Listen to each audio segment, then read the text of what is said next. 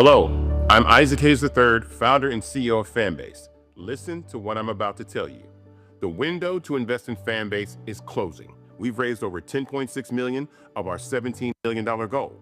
That means there's room for less than 6,370 people to invest in Fanbase for the average amount. The minimum to invest in Fanbase right now is $399. That makes you an owner in Fanbase today. Go to startengine.com/fanbase to invest. Why? Because current social apps have taken advantage of users for far too long, with content suppression, shadow banning, harmful racist content, and no real tools for monetization and equity. Fanbase has over 1.4 million users and counting, allowing anyone to reach all their following and monetize their content from day one.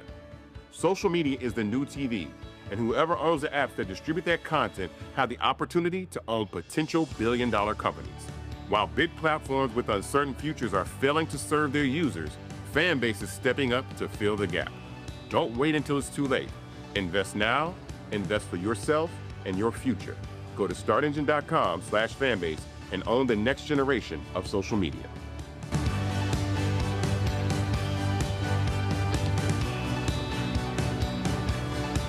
Folks, Black Star Network is here. Hold no punches. I'm real revolutionary right now. Support this man, Black Media. He makes sure that our stories are told.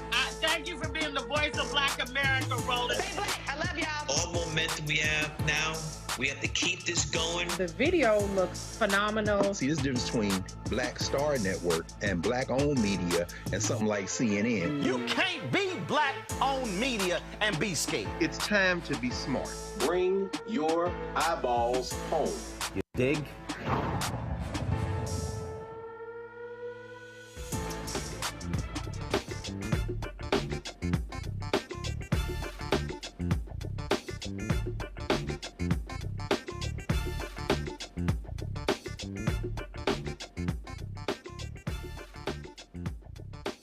It's Monday, March 24th, 2025.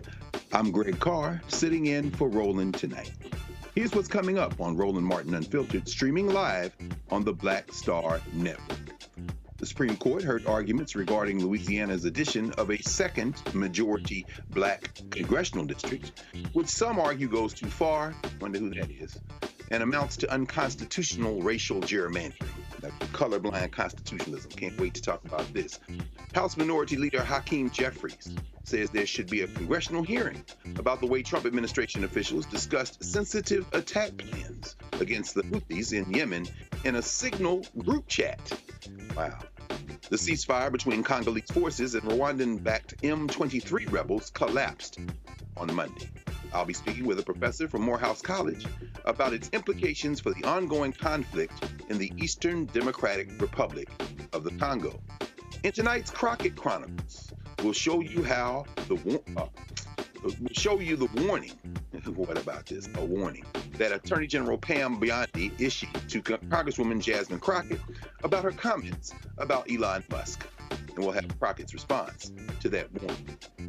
A note to Pam Bondi. Read the First Amendment. You are the Attorney General after all, if only in name. In tonight's Fit, Live, Win, we'll talk to two women's health advocates, Coach Jessie and Angela Yee, about the importance of detoxing.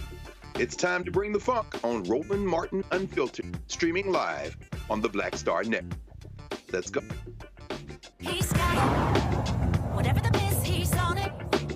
Whatever it is, he's got the scoop, the fact, the find. And when it breaks, he's right on time and it's rolling. Best believe he's knowing. Putting it down from sports to news to politics. With entertainment just for kicks, he's rolling.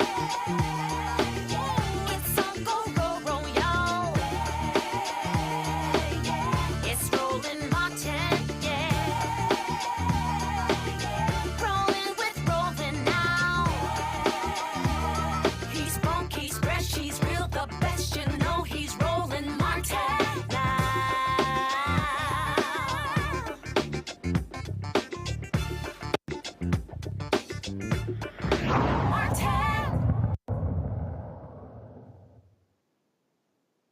Want to wish a happy birthday, of course. This is the anniversary, March the 24th, 1912, in Richmond, Virginia, to the great Dorothy Irene Height, powerful ancestor. Just wanted to mention that today in Black history. Today, the Supreme Court has been very busy.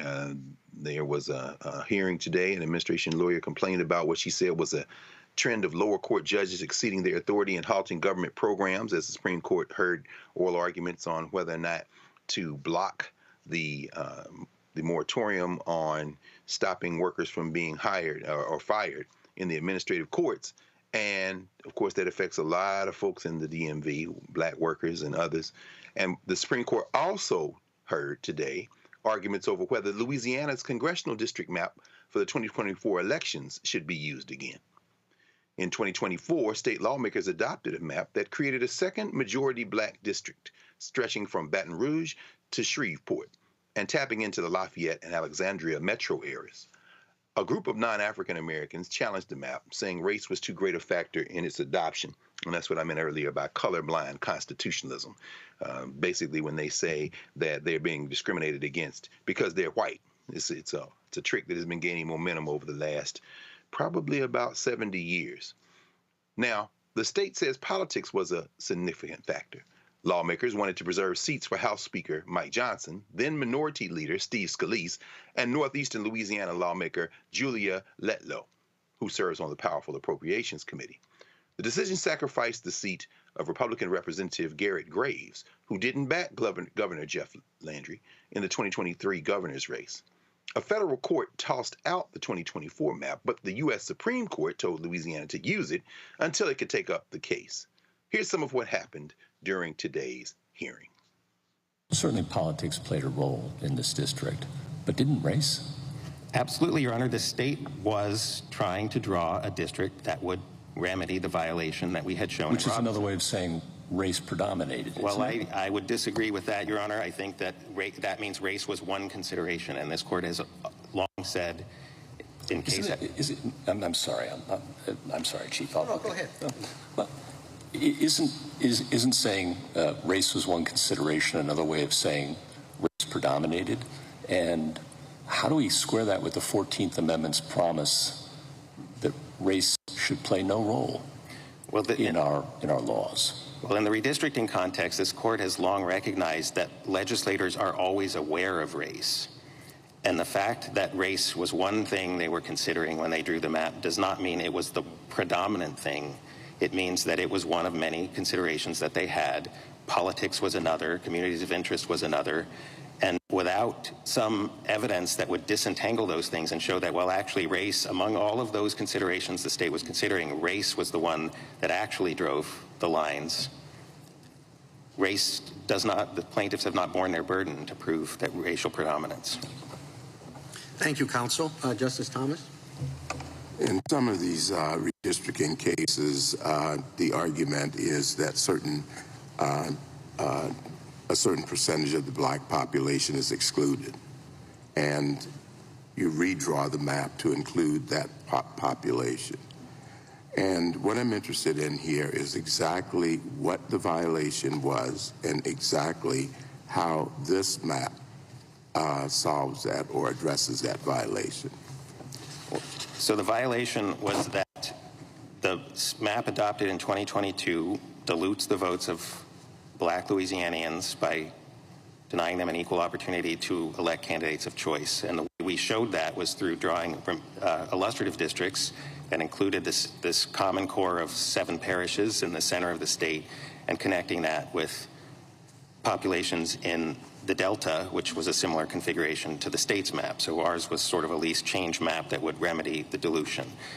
The state included that same core, and it drew together other different Black populations in the district to create a remedial district that would remedy the dilution. And I think in that sense, this case is most like Abbott. In Abbott, the Texas court had held that there was a Voting Rights Act violation and the state needed to add additional majority-minority districts. The way the state did that was that it drew together some voters in that southwest Texas area where the violation had been proven with other voters in a different part of the state. And the court said that was fine. They did it for incumbent protection purposes. The fact that it was the least compact district in the state was not even part of the analysis. because the state had the flexibility to remedy that violation in a way that also advanced its political goals.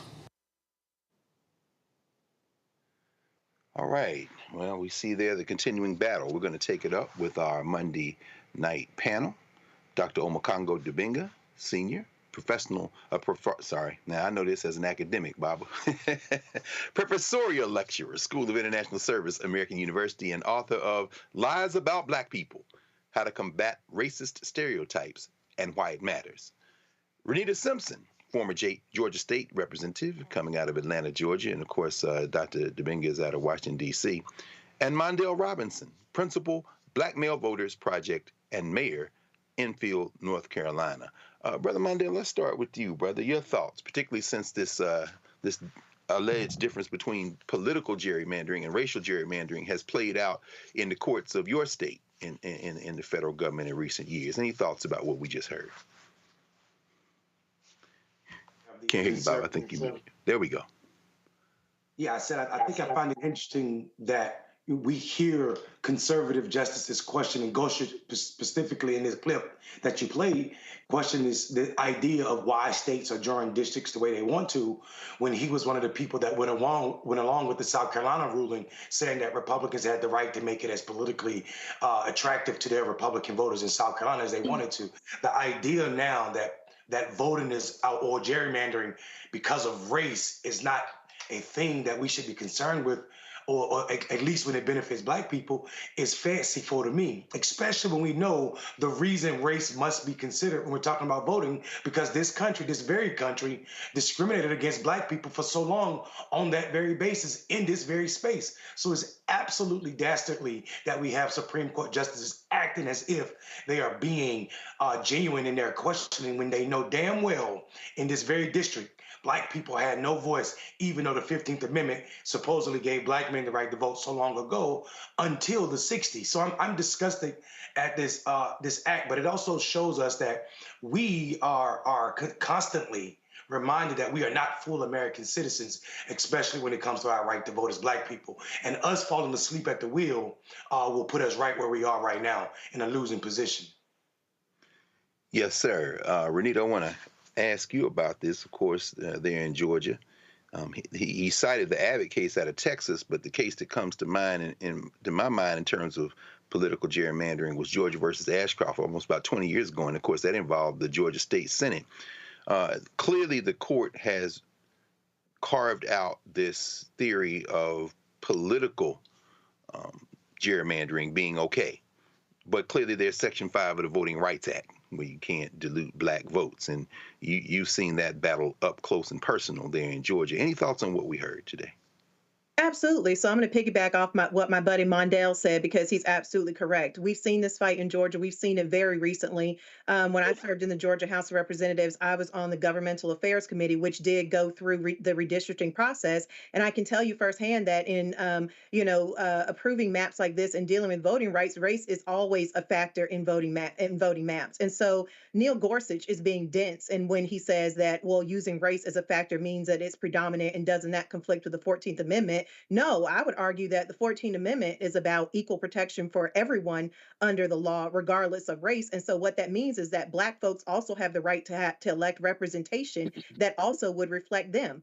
The question of race has always come up in drawing these maps as it relates to pulling communities of interest together. Race is usually a factor because people understand that you're going to most likely have a similar live life experience, and that will pull you together as a community of interest as it relates to race, along with other things like making sure that the north part of the state is not making decisions for the south part where they don't live. So there are a lot of things that goes into these maps, but I would argue that the 14th Amendment really upholds the right for Black communities to have representation that accurately reflects their lives, and they have the right to elect their representatives. Absolutely, absolutely. Doc, we're here in Washington D.C., close to the action.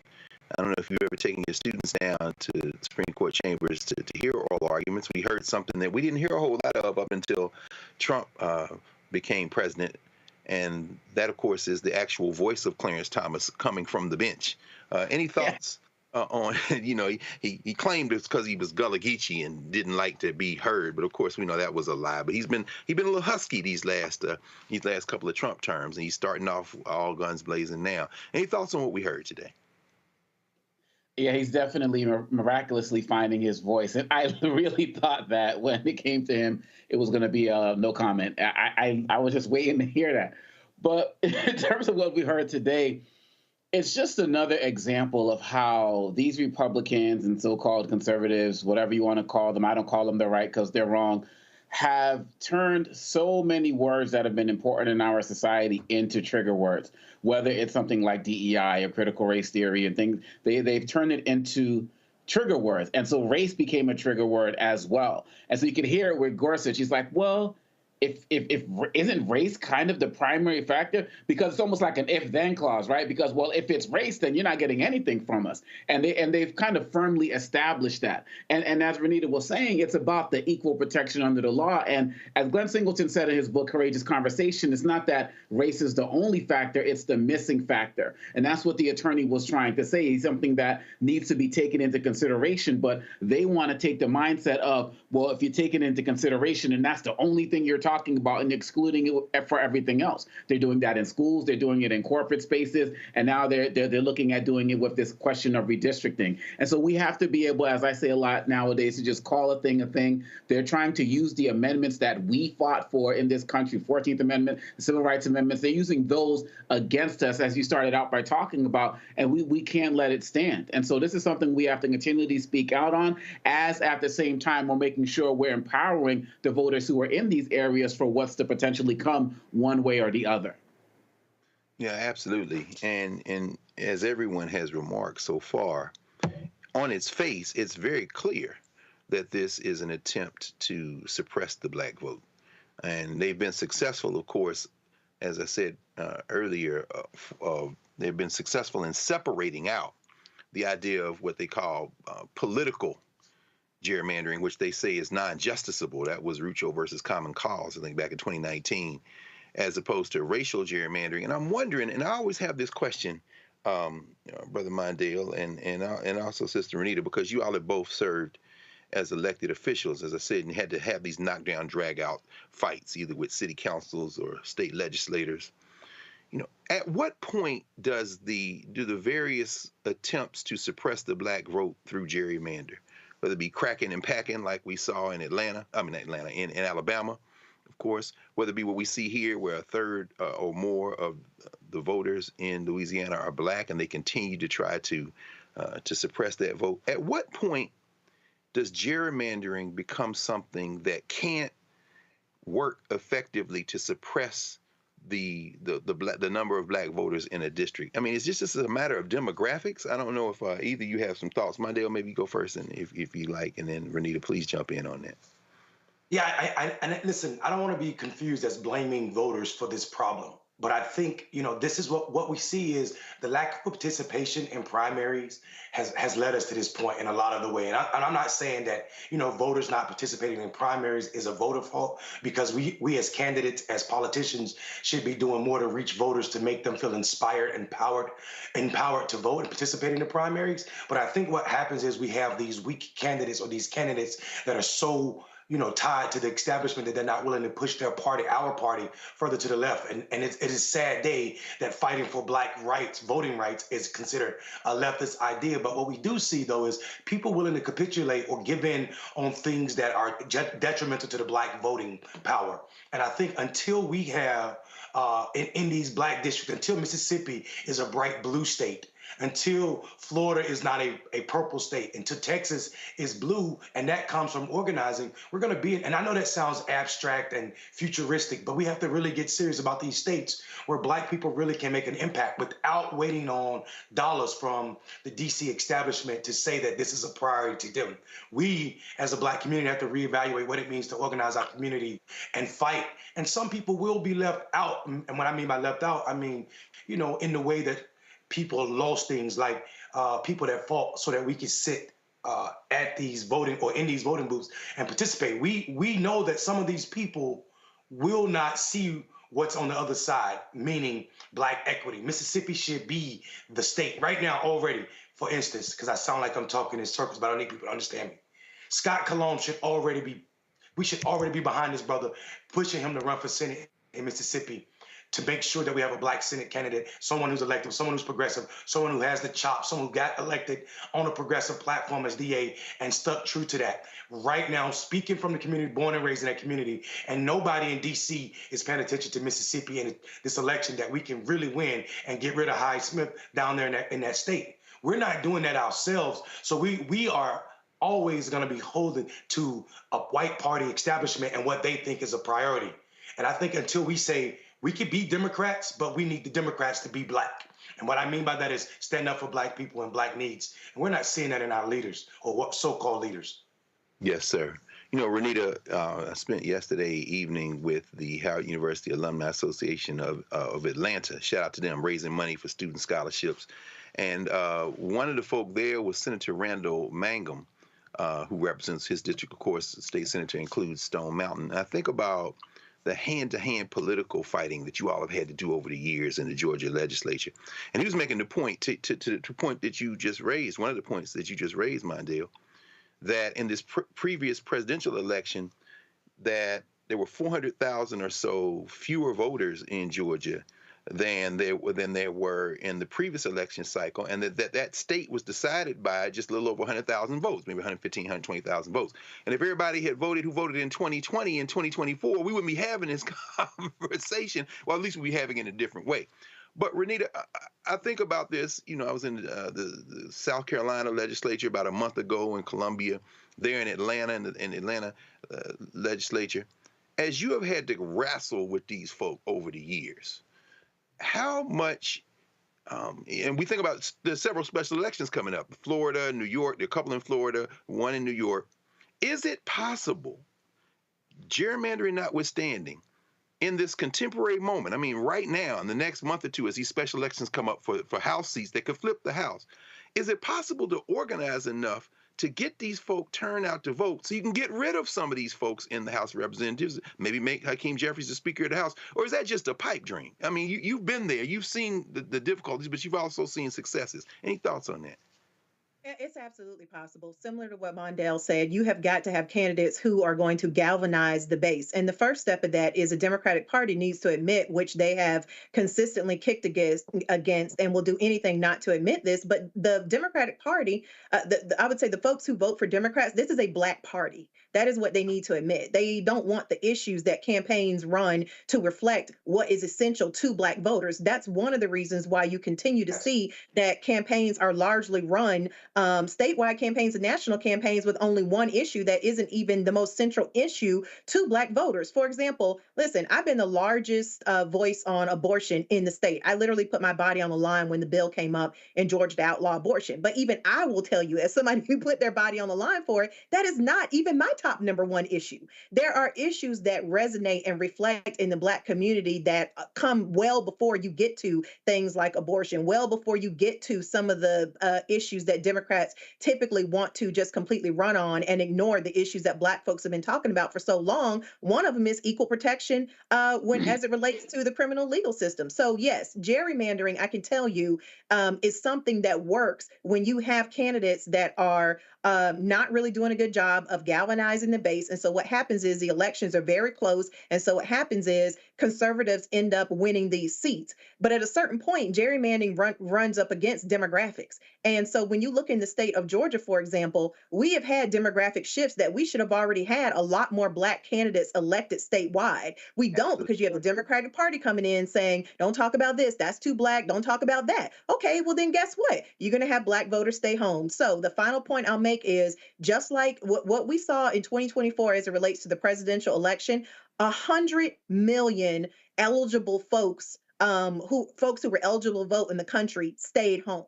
9 million more registered voters. Now, these are people who are already registered. All they have to do is go to the booth and vote.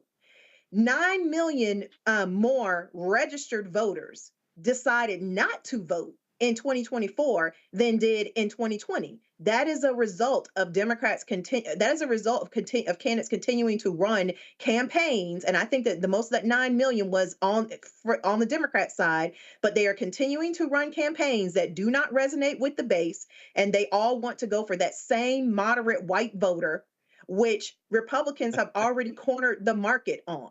You do not have a chance at getting those votes. Even with demographics, that wouldn't be enough for you to win elections. But they insist on trying to get what Hillary Clinton called the Panera Bread voters, and it's having us lose elections every time. No. Can I add one thing real quick? Oh, yeah.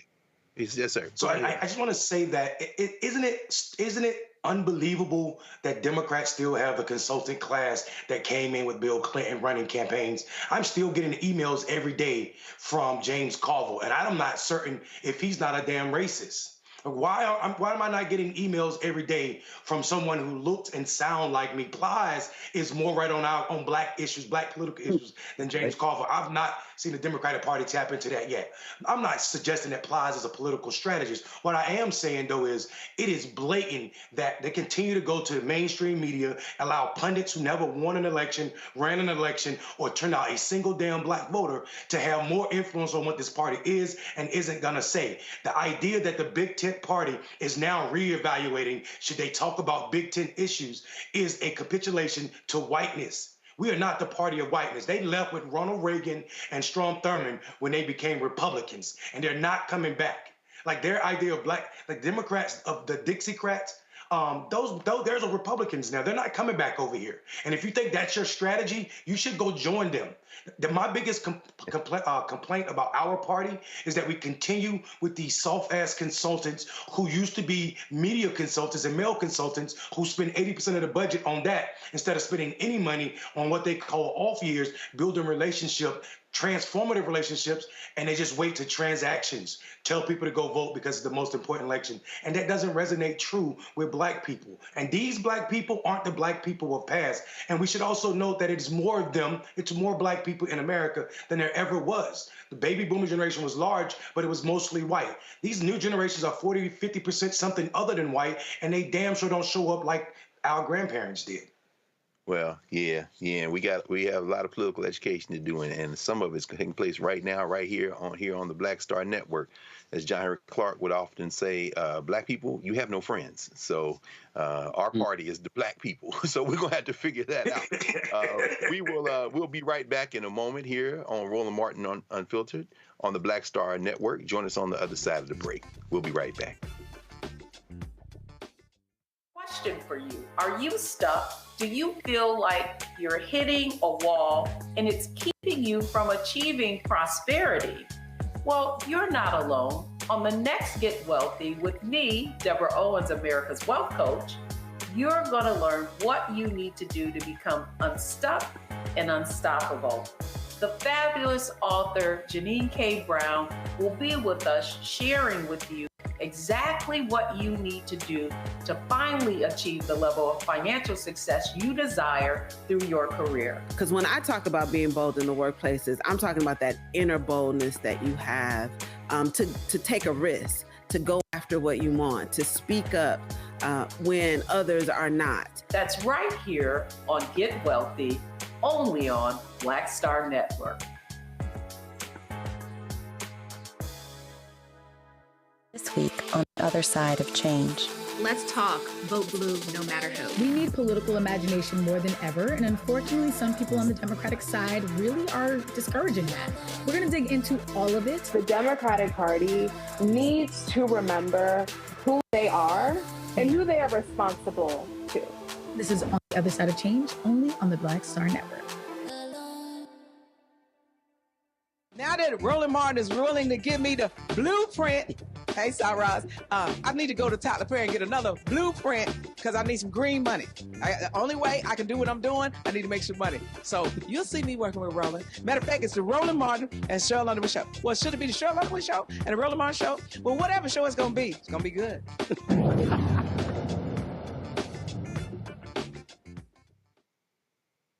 Welcome back to Roland Martin Unfiltered here on the Black Star Network. I'm Greg Carr, sitting in for Roland Martin. Today at a little after noon, 12:06 p.m. Eastern Time, specifically, a bombshell dropped on the webpage of the Atlantic Journal, the Atlantic magazine. Jeffrey Goldberg, writing under the headline, "The Trump administration accidentally texted me its war plans," said that U.S. national security leaders included me in a group chat about upcoming military strikes in Yemen. Goldberg writes, "I didn't think it could be real." Then the bombs started falling. During a press conference today, House Minority Leader Hakeem Jeffries criticized Defense Secretary Pete Hegseth and other senior Trump administration officials for their reckless handling of sensitive attack plans against the Houthis in Yemen in a Signal group chat. They're on the group chat with these secret plans. Not so secret, I guess, huh, little Marco? You on that group chat, to which a reporter had been added. Let's hear what Hakeem Jeffries had to say. Editor-in-chief of the Atlantic says he was caught on this text chain Signal chat with top Trump administration officials as they were discussing these airstrikes in Yemen. What is your reaction to that? And do you believe there should be a congressional investigation? There should absolutely be a congressional investigation so that we can understand what happened, why did it happen, and how do we prevent this type of national security breach from ever happening again. This is reckless, irresponsible, and dangerous. Who are some of these people that Donald Trump has put into the most sensitive national security positions in America? We were promised that Donald Trump was going to hire the very best. It's all phony. The attacks on diversity, equity, and inclusion, phony. So it's never about hiring the best people. As Democrats, we actually believe in merit. Merit that should be based on what you know, not who you know. And understand, this whole Trump administration is filled with lackeys and incompetent cronies. I'm not talking about any particular individual, though I will note that the Secretary of Defense, who was on that chain, has got to be the most unqualified person ever to lead the Pentagon in American history. Think about that. You've put these people in charge in a very dangerous world, and then you want to attack communities of color, attack women, and attack others who are actually very qualified? C.Q. Brown, incredibly qualified, brilliant, served this country well. All of these attacks from the Trump administration on a diverse America, it's all phony.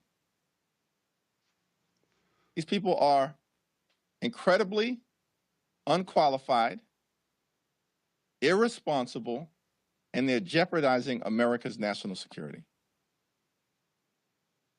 Dr. Dibinga, what did we just witness with this leak over the arc of the last week, and Goldberg writing in the Atlantic that he got roped in and realized, wait, this can't be real, and then realized it was real?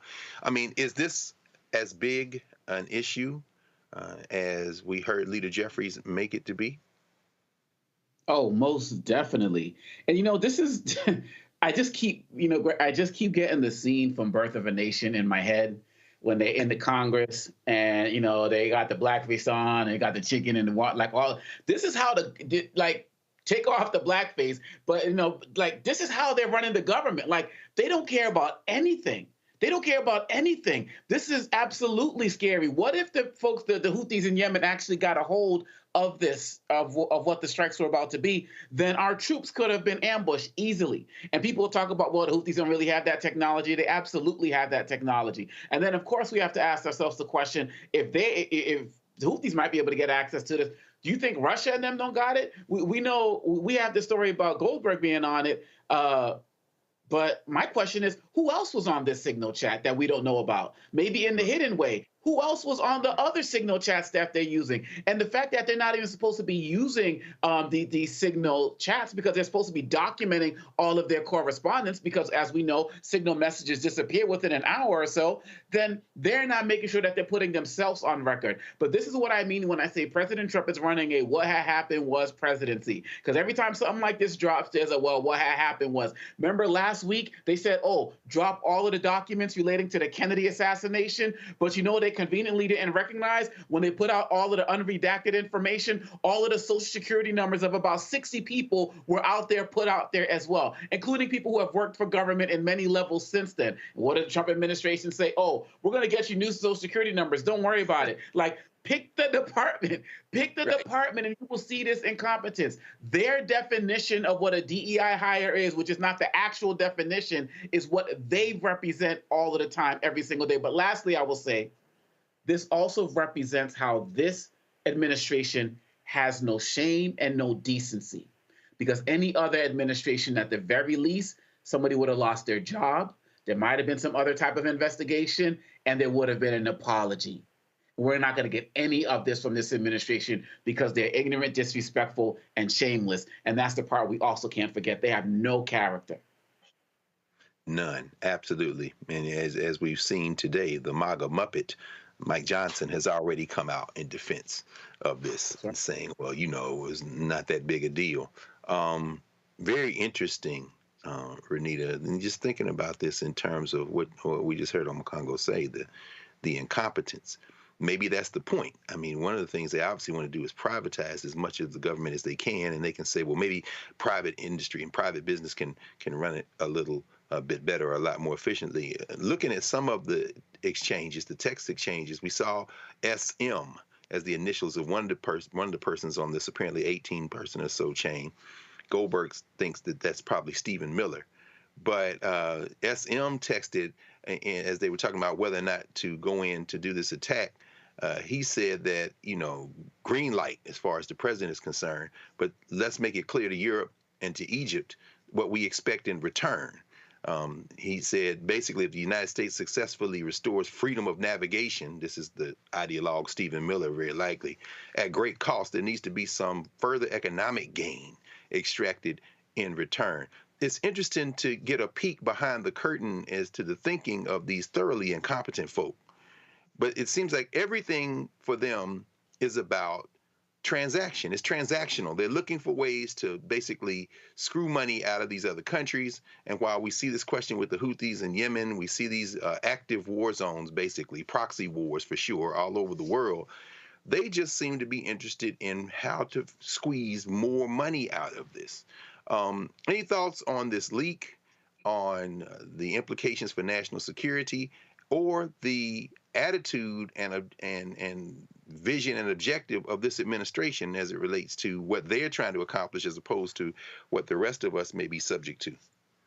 Absolutely. They do see everything as being transactional, and that is because most of them have never had any experience serving in government. And so when you have served in government, not to say that government does everything perfectly, but one thing that you have to think about is that the decisions you make will have future ramifications, and you have to sort of think broadly and into the future as it relates to making decisions. This is what I will say about this administration, and it's the same case that we were in the first time Trump was elected. Both of his presidencies have been a crash course for many who did not know what all of us on this panel knows, which is that the white man's ice is not colder. There are so many people who have found themselves understanding that these people are completely incompetent. This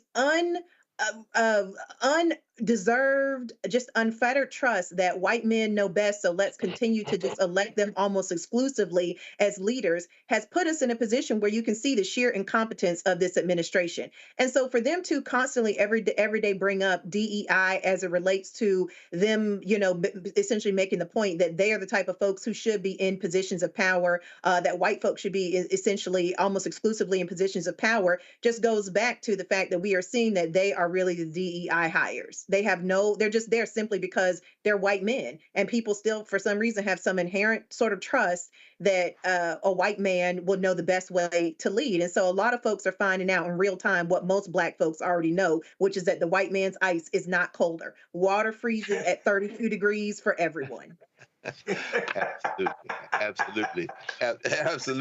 Mondale, you know, I'm glad that Renita framed it the way that you did, sis, because, you know, we think about the United States and people push the United States and patriotism and this hyper nationalism. But what these texts reveal, in addition to the incompetence, which we already knew about, but certainly reinforces that, what they also reveal is the echo chamber and the fact that there's a lot of delusion, certainly in the current administration, relative to the idea of the strength of the United States vis-a-vis other countries in the world, in an increasingly multipolar world. And as you say, Renita, ice freezes at the same temperature for everyone. While the Houthis are in Yemen, these airstrikes are not going to stop them in the Red Sea. Certainly the overtures, whether it be China or Russia, whether it be the BRICS emerging and more countries applying for membership every month in the BRICS, this turn inward, Mondale, this hyper-nationalist kind of Christo-fascist nationalism. Certainly we see Stephen Miller vomiting that stuff, and the current Secretary of Defense, I think, Pete Hegseth, with this kind of Christian warrior attitude. It's very insular, very inward turning. What do you think of the implications beyond this leak, beyond this kind of compromised national security issue, in the broader world? And I'm going to ask you about that too, brother. As far as geopolitics goes and the United States' role in the world, an increasingly shrinking world, you know, what do these messages say to you about how the attitude of this current administration may just help accelerate the decline of U.S. power in the world system? Listen, I think we are naive if we don't believe that you don't have to be a leader of a foreign nation to realize that people aren't looking to America in this moment as they did even, you know, a couple of years ago. Because how could you take this administration from what you're seeing, but for these, you know, these racist white people who swear Trump is the second coming? How could you take this administration serious as a national partner or depend on them to protect you when you see how we show up for our closest allies in Canada and Mexico and some of our European partners? How you see how we pretend to be serious, but we're pulling out of the Paris Climate Accord? How can we be serious when you see how we pull out of the World Health Organization? Things that are keeping this country and the world and the United Nations and our animosity towards other nations. When you see this, you can't take this country serious as a national partner, not for the defense of America or other nations for sure. But I think what's really clear is we should not take on the language of these people. And I know we want to call this a leak, but I don't even think this is a leak. I think this is how they operate. They're that incompetent. The Vice President of the United States was on that chat. Secretary of State, right? The CIA director was there. The CIA director was on that call. Gabbard was on that call, and also Waltz. So I think when we think about it, these are boys texting around, making jokes and celebrating something that they thought looked good in their eyes. This is how they normally communicate. And I think what we should be worried about is these people are talking on Signal, as someone already said, and you can make messages disappear in an hour or minutes on Signal. So what is being said in the chats that reporters didn't get added to? How are we conducting business? Or what kind of nefarious ideas, and I don't know this to be true, but we're talking about a dastardly bunch here. What kind of deals are being made with other people for the benefit, like you said, the transactional benefit of the most rich cabinet in the richest cabinet in the history of this country? How are they benefiting themselves, not the people of America, on Signal and other places? Because I know they're not keeping proper notes. I'm afraid that you asked about geopolitics and how the world is shrinking. I think the world's persona and their personal thought of America is shrinking. Like America is not how we should do business or who we should lean ourselves on. We see our allies spending more money on defending themselves now than they ever had because they don't feel comfortable. And I told people in Donald Trump's first administration, be sure that when people saw Donald Trump take us out of the Paris Accord, then we saw Joe Biden put us back in, and Donald Trump gets back in office and take us out. People at this point cannot talk about other nations, cannot look to America and say this is how or where we should point ourselves to as a North Star on democracy. Because our democracy is not just downgraded on paper, we're downgraded in actions, and you see it in the way Donald Trump show up, executive order diminishing the role of the judiciary, executive order taking control of the monies, the purse, which is supposed to be for the legislative branch. So we see someone who is putting all the power in himself. Now you have Republicans and Donald Trump joking about him running for president to be elected for a third term. And I think that joke should be scary to all of us because it's the beginning of the end of America's democracy, not just on a geopolitical stance, but right here at home. Nah, it's true. And you're absolutely right. It's not a joke. It's absolutely not a joke. They have a theory all warmed up. We dodged a bullet there in North Carolina with the independent state legislature theory that they shot down at the Supreme Court during the Biden administration. But this one is one that they're deadly serious about. But of course, the Grim Reaper might want a word because the Grim Reaper is the voter that ultimately votes on how long any of us are here. I don't suspect that Donald Trump might be around to run for a third term. But we'll see. Mortality the same night awaits us all. We're going to come back in a moment here at Roland Martin Unfiltered, and you're watching the Black Star Network, so come on and join us right after the break. Be right back. Hello, I'm Isaac Hayes III, founder and CEO of Fanbase. Listen to what I'm about to tell you. The window to invest in Fanbase is closing. We've raised over $10.6 million of our $17 million goal. That means there's room for less than 6,370 people to invest in Fanbase for the average amount. The minimum to invest in Fanbase right now is $399. That makes you an owner in Fanbase today. Go to startengine.com/fanbase to invest. Why? Because current social apps have taken advantage of users for far too long, with content suppression, shadow banning, harmful racist content, and no real tools for monetization and equity. Fanbase has over 1.4 million users and counting, allowing anyone to reach all their following and monetize their content from day one. Social media is the new TV, and whoever owns the apps that distribute that content have the opportunity to own potential billion-dollar companies. While big platforms with uncertain futures are failing to serve their users, Fanbase is stepping up to fill the gap. Don't wait until it's too late. Invest now, invest for yourself and your future. Go to startengine.com/fanbase and own the next generation of social media.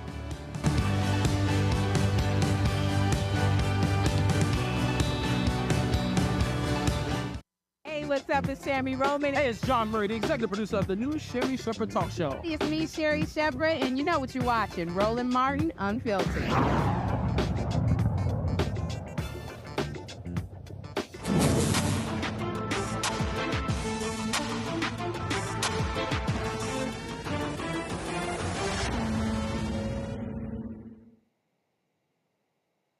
Well, here we are again, our latest installment of the Crockett Chronicles.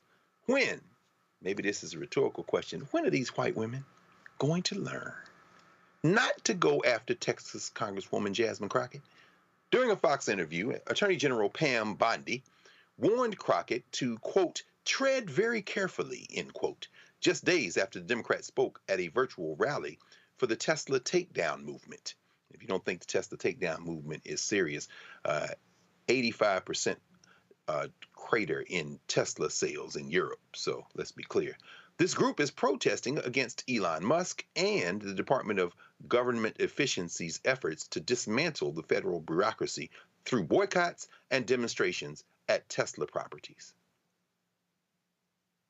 We are not coming off these charges. We are looking at everything, especially if this is a concerted effort. This is domestic terrorism. And Maria, now you have this Congresswoman Crockett who is calling for attacks on Elon Musk on her birthday. Let's take him out on my birthday, she says. And yet she turns and says, oh, I'm not calling for violence. Well, she is an elected public official. And so she needs to tread very carefully because nothing will happen to Elon Musk. And we're going to fight to protect all of the Tesla owners throughout this country, and it's this basic safety. Once again, domestic terrorism is going to come to a stop in our country.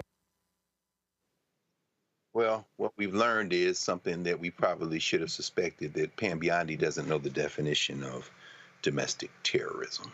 But then again, that's not why she's the Attorney General, isn't it? It's not at all. Alina Habba, who just was made the top federal prosecutor for New Jersey, Trump's personal lawyer, who we last saw losing in New York court, is now the top federal prosecutor in New Jersey. So whether it be Alina Habba or Pam Bondi, I think it's pretty clear how you all got y'all's jobs and why you got them. But hey, we all know that Jasmine Crockett, Congresswoman Crockett, will answer when shots are fired. She addressed Bondi's remarks during an interview on MSNBC. Tesla Takedown. That is the name of the website. And it was all about this large protest that they're calling for. And this is a nonviolent protest that they're calling for. And in fact, when I was on there, which is why the Attorney General had to say that I wasn't calling for violence, and it's ridiculous that I even have to say something like that. But because they are trying to twist our words, one of the things that I told people to do is make sure you are adhering to the laws in your area. Make sure you know what it looks like to protest and to be able to raise your voices and to exercise your constitutional right to free speech. And what we see is that they want to dull our free speech rights. They want to make sure that those that are participating in the press, because we saw that there have been recent attacks specifically on this news organization, they want y'all to kind of tamp down what you say and hopefully buy into the lies instead of going out there and just telling the truth. And so, yeah, I'm excited to see that Elon Musk, that his money as it relates to Tesla, well, Tesla's tanking right now. And I'm okay with that. So just in case the slow people listening decide to clip this up later, I just want to say that I have never promoted violence whatsoever, yet I've also never made excuse for those violent actors such as the ones on January 6th. So Pam Bondi, if you have an issue with terrorism, maybe you should talk to your boss about locking back up those guys that he let out that participated in January 6th. Congresswoman Crockett, who of course has a law degree, practiced law, business owner, had her own law firm, helping us understand the difference perhaps between a definitional statute and a charging statute. So Pam Bondi using words kind of loosely there, and Jasmine Crockett reminding us that there are indeed domestic terrorists in the United States who were charged and convicted, and many of them were pardoned by Pam Bondi's boss, Donald Trump. Dr. Dibinga, you sit there and look at this, you've written about this, you teach about this, how race operates. What do you make of Bondi's statements, and why do you think she made them and aimed them specifically at, as she said, this Congresswoman, Jasmine Crockett? And what do you hear when you hear the way that Bondi lined out there? Oh, she's putting a target on her back, and she's also trying to issue a warning to other Black people in general, because she knows full well that Representative Crockett is beloved in our community, and that even before, you know, the bleach blonde comment, you know, that went viral, she was always somebody who was represented and well respected in our community and just adored on so many levels. And so this is a kind of an opportunity, a way for them to kind of start at somebody at the top, because you've never really heard Pam Bondi mention any other Congress people or senators by name. You know, of course, Trump does it, shifty shift, all of that other type of stuff. But Pam Bondi doesn't really do that. She kind of speaks in generalizations, but now she's trying to issue that particular type of warning. And the fact of the matter is that letting people know that we're going to protect Tesla in any way, shape, or form. You know, we're going to sell cars on the lot. We're going to, you know, advertise selling the stock. But now we're also going to stop these acts of domestic terrorism. But as Representative Crockett said, now looking at the real terrorism that happens across this country on a daily basis, she's trying to throw some shots to say you better be careful. But Representative Crockett, as someone who's, as we know, has never called for violence and who's somebody who's always careful with her words, but we know for them it doesn't matter. It's about symbolism. It's about trying to keep Black people in place. It's about trying to keep us silent. And so they're starting at the top with somebody who's the most vocal. And this kind of happened with Auntie Maxine. Remember when she was talking about if you see these guys in the restaurant, confront them. And they're like, oh, Representative Waters is calling for violence. And she was like, no, confront them in terms of having a conversation. Tell them you don't like their policies and that you voted for them, all of that. But they are master manipulators, but they are also the masters of projection, because every projection is a confession, because they are the one inflicting terrorism on people in America right now. Look at the people who they just shipped to El Salvador as the latest example.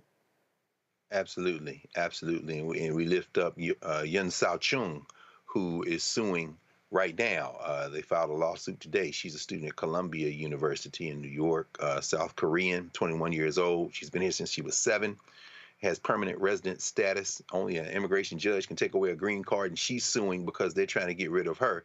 And of course, we saw earlier, a couple of weeks ago, what happened there with Mahmoud Khalil, who also fellow legal immigrant at Columbia University, who was detained by ICE. And Renita, we've heard the over-the-top rhetoric of Tom Homan, Trump's attack dog with ICE and Department of Homeland Security, saying that I don't really care about these judges. I'll thumb my nose and do whatever I want to do. But, you know, Renita, putting this target, as Omokongo said, on the back of Representative Crockett and trying to send a message that we don't care. We can do whatever we want, and we'll do it in the name of national security. We'll do it in the name of protecting the homeland from domestic terrorism, legal or not legal. We have the right to do that, or we have the power to do that. What do you make of this, particularly since, you know, we know, particularly in the Deep South, that the idea of targeting people with rhetoric stirs up other people, and then these paramilitaries, these extra legal organizations, these places, you know, can jump into action and perhaps have the intended consequences that such heated rhetoric stirs up.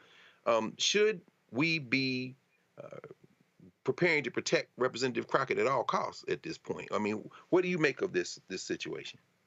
We should, because statistically, Black women, when they serve in public office, receive more death threats than any other demographic of elected official. I certainly received my share of death threats while serving. Folks who will call my office and say, conservative white men call my office saying, I'm coming down to the Capitol on her right now, calling, demanding for my home information, all types of stuff. At the end of the day, Pam Bondi, and I would just say conservatives overall, they are the most thin-skinned people you can possibly find. They would not last as a Black woman elected official. If they had to be us for one day, they would quit by lunchtime. And so for Pam to add sauce to what Representative Crockett said, because that's what she did. Representative Crockett said, I hope that Elon will be out for my birthday, referencing getting him out of the White House, which is correct because he's not been elected by anybody. He doesn't belong there. She says she wants him out, and that is her right. She's broken no laws by saying that she wants him out. She's simply saying that she does not wish Elon well. Pam, I don't wish you well, and that is my right as an American. So I think that this whole game that they are playing, trying to basically force it on people that they have to continue to give Elon the popularity that he is used to, and that people have to only have good thoughts about how they run this administration, is a bunch of garbage. The more you try to shove something down a person's throat and tell them to think a certain way, it never works out well. People inherently reject that, and people inherently reject what you're trying to do. If you are doing such a good job, and this includes Pam Bondi, Trump, all of them, if you're doing such a good job with the way that you're running this administration, then you wouldn't be having to tamp down on what people voice and what they think about how the administration is going. People would be happy with it, but they're not. And people do have the right to speak up and say that they are not happy with it. Indeed. I just want to sit there for a second in the fact that people are calling your office, threatening to come down there. That is, hey, y'all, this ain't the 1940s, 50s, or 60s. We're talking about right now, 21st century. I just want that to resonate very loudly. And we should all hear that crystal clear, you know, whether or not the threats, the threat is the threat. It doesn't matter where it's coming from. It's, man, just thinking about that. Brother Mondale, yeah. What do you think? What are your thoughts on this? Well, I think people should hear what, I mean, like we shouldn't even, like you said, we should sit there for a moment, because Renita just said something. She was a servant, a elected servant, and getting death threats. I'm someone who does not stay, I've not slept a night in my bed as mayor in a town. I have to go and leave that town every day. I have meetings because of death threats for tearing down a Confederate monument. 2.5 years, I'm moving back and forth from hotel to hotel and different locations for the protection of me and my wife. Credible threats where people have my address because I was doxxed by the Loyal White Knights, which is the largest Klan chapter in this country, the same ones that planned Charlottesville. But what Bondi want to do is, if she want to talk about those domestic terrorists, then she should be talking about what her FBI said, that the largest and the greatest threat to Americans, the greatest form of domestic terrorism is white supremacy, white nationalists. She should get busy with that, but she can't because she's disarmed the Civil Rights Division of her department. These people aren't serious. And a matter of fact, I don't know if she understands the difference between domestic and global, but the Take Down Tesla is a global movement and it's a global call to action. And it says directly on their website that they are against any form of violence or property destruction and vandalism, but they definitely want anybody that owns stock in Tesla to get rid of it, dump it, anybody that owns a Tesla to sell it, and also to protest this weekend in front of one of the 500 locations worldwide. 30 of them are planned in the United States, across 30 states. So I think this idea that they think that is a form of violence, it is in their mind because they are white people not understanding why black people and other people are standing up or having the right to be uppity Negroes in this moment. And that will always be a form of terrorism for people who support and stand for the idea of whiteness. You, me, and everybody on this panel do not have a right, and Crockett included, do not have a right to question whiteness, a white person. And I think that's the point they're speaking from. The problem is they're saying it out loud. And we need to listen to them because they're not dog whistling anymore. They're letting you know that black people need to be in their place. And if you're not, we're willing to use all matters of government to put you there. Absolutely, absolutely. And for those who are, so glad you brought the global context there. For those who have been paying attention, the electric vehicle leader in the world, the giant, is BYD out of China. Can't buy them here, of course, but today, BYD reported annual revenues from 2024 of around $107 billion. Last year, Tesla's annual revenue was $97.7 billion, and that's without access to the U.S. market. That profit jumped 34% for BYD in fiscal year 2024. By the way, about 2 weeks ago, they announced a quantum leap in battery technology. They now have announced a battery that can go almost 300 miles for an electric vehicle on a 5-minute charge. Elon Musk, do you hear what's coming for you, baby? I know that's why you want to steal our tax dollars, but we'll be back in a moment here at the Black Star Network and Roland Martin Unfiltered. Back in a moment. Next on the Black Table with me, Greg Carr. Succession. We're hearing that word pop up a lot these days as our country continues to fracture and divide. But did you know that idea, essentially a breaking up of the USA, has been part of the public debate since long before and long after the Civil War, right up to today? On our next show, you'll meet Richard Crichton, the author of this book, who says breaking up this great experiment called America might not be such a bad thing. That's on the next Black Table, right here on the Black Star Network. Hey, what's up? Geek Tony in the place to be. Got kicked out your mama's university, creator and executive producer of Fat Tuesdays, an air hip-hop comedy. But right now, I'm rolling with Roland Martin, unfiltered, uncut, unplugged, and undamn believable. You hear me?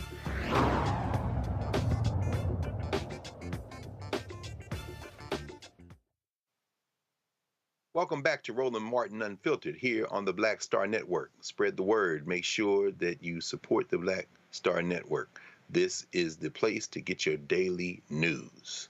House Republican leaders issued a not-so-subtle warning to their Senate counterparts today. The message, it's time to move on Trump's legislative agenda. House Speaker MAGA Muppet. House Speaker Mike Johnson, along with his leadership team and House committee chairs, released a joint statement emphasizing that with the current fiscal year's government funding debate now resolved, quote, our focus returns to delivering President Trump's full America First agenda, end quote. Good luck. Tomorrow marks 1 month since the House adopted a budget blueprint that outlines the chamber's benchmarks for significant tax and spending cuts, which will be part of a large reconciliation package reflecting Trump's agenda. The budget reconciliation process allows Republicans to pass their priorities without the risk of a Democratic filibuster in the Senate. However, Senate Republicans are interested in making changes to the House budget, while lawmakers in the House prefer to maintain their original plan. This is very interesting. Renita, you've been a legislator, a lawmaker.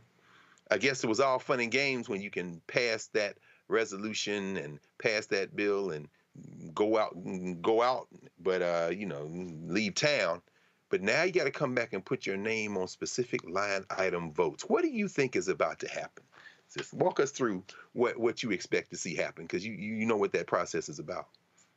What I expect to see happen is what I think was going to happen for a long time, which is that the stopgap bill that they passed just to avoid the government from shutting down, now they've got to put in place a real budget. And what you're going to see is the rubber meeting the road. So that fiscal sort of outline that they previously passed never had details as to what the final budget would entail. And so I think that you're going to see now even the infighting between the GOP, because now as it relates to how you are going to cut as much as what you would need from the budget in order to provide tax cuts for the rich, which is what the reason why Trump is trying to cut all these federal agencies. You're going to have to touch social programs like Medicaid, Medicare, Social Security. And at the end of the day, as much as these GOP reps might want to support Trump and the Trump administration, they have a district to answer to. And when you have to go and explain to seniors things like, oh, there's going to probably be a problem with your Social Security, or oh, the Medicaid that most local hospitals depend on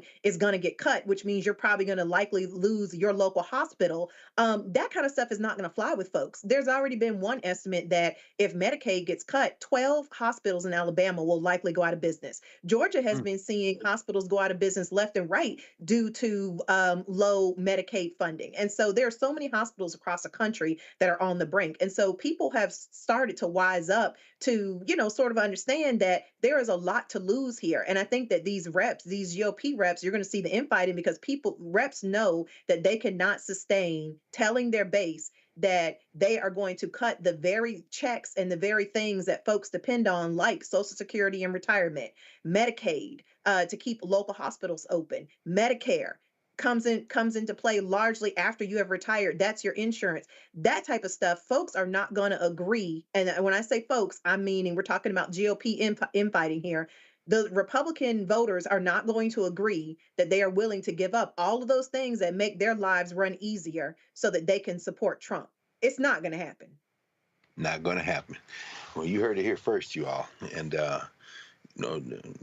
Dr. Domingo, what do you think about this, man? I mean, it's clear now, as we just heard Renita say, the rubber's got to meet the road now. You got to do these votes. And what are you going to tell your constituents who they're hiding from in the town halls? And by the way, shout out to Tim Walz for going places where they won't hold town halls. And Walz said, I'll come. I'll talk to everybody. Maybe there's some fight left in the Democratic Party, or at least some people who are in the Democratic Party. But what do you make of this, Omokongo? Well, I think this is just another reminder of the fact that Republicans don't know how to govern. And many of them don't have an interest in governing. Most Republican presidents in recent memories are the ones that left us with recessions. And these senators also can't get out there and talk like a Marjorie Taylor Greene and other people who are in safe districts. They got to worry about winning statewide. And so this is one of the challenges when it comes to Republican administrations, when they're basically running the table in terms of running, the House, and they got the presidency as well. Of course, they got the courts now, of course, as well. They can't govern. And so they come out with all of this legislation, but when it's time to implement something on a national level, they talk a good game, but we get left on the hook in terms of the American people. We get left on the hook by the fear of what's going to happen, the anticipation, the anxiety, not knowing what these guys are going to do. And so this is a real problem. And then you add Trump in there with the tariffs, or wait till April 2nd. He plays a, wait until next episode type of mindset because of his TV background that has Americans on edge. And at some point, all of these senators, all of these House people, all they care about is being reelected. And they're going to do whatever it's possible to be able to keep that. And so if they're not going to be showing up for these town halls and they're not going to be showing up to speak to the people, they are damn sure going to make sure that they at least stay in line. I'm talking about the senators in some way, shape, or form by not going along with this agenda, because more people have to elect them than these House members. And that's what I think is what's going on. And that's why I think we're going to continually see an impasse, because they don't really have to answer to Trump in the same way that these House loyalists feel like they have to. Yes, sir. Yes, sir. It's interesting, Mondale. Tomorrow we see Frank Bisignano is going before Congress for his initial round of hearings as Trump's picked to head the Social Security Administration. He's a controversial pick. We saw last week, at the end of the week, Leland Dudek, who is the current acting commissioner, threatened to shut down all of the work of Social Security in response to a judge's orders, but then he turned around and backed down. their incompetence, their breathtaking incompetence, has really come out in places like Social Security. And of course, we know Musk is losing his mind trying to get at all the data there and claiming it's a Ponzi scheme and having his musk rats rifle through people's personal information. 73 million people a month get Social Security. How concerned, kind of echoing what we heard from Renita, how concerned are you about these upcoming legislative battles? And do you think they're going to be able to do what they claim they want to do in the broad kind of rhetoric when it comes down to the actual act of policymaking? Yeah, I think for me, for real, Doc, what I'm not really worried about is what they're claiming publicly, because what they're claiming publicly is not as sinister as what they're really trying to do. So that's what I'm really worried about. As a mayor who went back home to run for mayor because of gentrification and also some of the poorest people in America being pushed further away from resources in rural Black America in North Carolina, I know what it means for people not to have a check. And I know the problem is you have the richest, one of the richest cabinets in the history of this country. Now you have these people, billionaires, saying that people can go months or a month without a Social Security check. And I think that's just unrealistic for people who are living paycheck to paycheck. And some of them, those paychecks still don't add up enough to make their lives plausible. I'm super afraid about what these $4 trillion are trying to secure. $4 trillion is tax cuts for the wealthiest 1% or less than 1% of Americans at the expense of cuts to Medicaid, energy, and also Social Security. Here's what I think is going to happen, what history has shown us. People will rant and rave, but Republicans will get in line with what Donald Trump says. Even those who are not worried about as much as even those in the Senate who run statewide. And what we know is Donald Trump is not just Donald Trump anymore. He's Donald Trump with Elon Musk, and they're willing to spend their money on or against people who don't get in line. And I think that's what we're seeing right now, this idea or the power of Elon Musk's money tapped with Donald Trump's willingness to lie about anything, and the lack of humanity that exists in this administration has become the ruler that's needed to get Republicans in line. So we see these, even the Freedom Caucus who say that they are conservative, fiscally conservative, we see them willing to spend more money for Donald Trump. We see them willing to cut social service or the social safety net at great expense to even to poor white people in Appalachia and in the Midwest solely to please Donald Trump. So I'm really not worried about what they're saying. I'm really worried about what's going to happen and who's going to be affected, knowing that when America sneezes, Black people already are suffering from COVID, the next COVID. And I think what's going to happen when we start seeing the irresponsible, or we start feeling the ramifications of the irresponsible way in which they're cutting and dividing up government departments and also cutting resources away from the poorest amongst us, is you're going to see Black people dying at rates, that is not hyperbole, dying at rates that are similar to what we saw in COVID when nobody else is dying like us. And I think people aren't telling the truth about that. And that's what keeps me up at night. Well, I tell you, it's going to be a lot harder than they think it is. Or perhaps, as you said, the rhetoric is not going to match the policymaker. And yeah, thank you for pointing out Howard Lutnick, the Commerce Secretary, who estimates between $2 and $4 billion his net worth, for throwing his 94-year-old mother-in-law under the bus the other day and saying, well, she wouldn't call and complain about her missing her Social Security. I guess she wouldn't with a billionaire son-in-law, although she should be on the phone trying to figure out how to get rid of you as a son-in-law, you clown. But at any rate, we're going to come back in a moment here at Roland Martin Unfiltered. And on the other side, we're going to go international and think about our family in the Congo. Back here at Roland Martin Unfiltered in a moment. This week on the other side of change. Let's talk. Vote blue no matter who. We need political imagination more than ever, and unfortunately, some people on the Democratic side really are discouraging that. We're going to dig into all of it. The Democratic Party needs to remember who they are and who they are responsible to. This is On the Other Side of Change, only on the Black Star Network. Hi, I am Tommy Davidson. I play Oscar on Proud Family, Louder and Prouder. I don't play Sammy, but I could. Or I don't play Obama, but I could. I don't do Stallone, but I could do all that. And I am here with Roland Martin on Unfiltered.